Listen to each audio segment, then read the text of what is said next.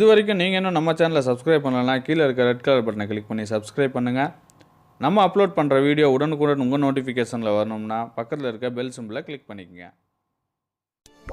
Kuwait நாட்டில் புதுசாக வேலை வர நண்பர்கள் வந்து கேரளா, ஹைதராபாத், பம்பாய் போன்ற இடங்களில் தான் வந்து மெடிக்கல் அலோவ் பண்ணியிருந்தாங்க. இதோட விலையும் பார்த்தீங்கன்னா 12,500 இருந்துச்சு.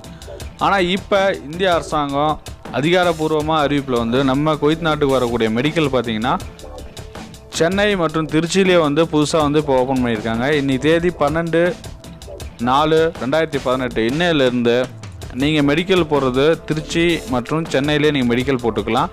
இதோட விலையும் வந்து பார்த்தீங்கன்னா 12,500 இருந்ததை இப்போ வெறும் 5,500 வந்து மாற்றிருக்கிறாங்க.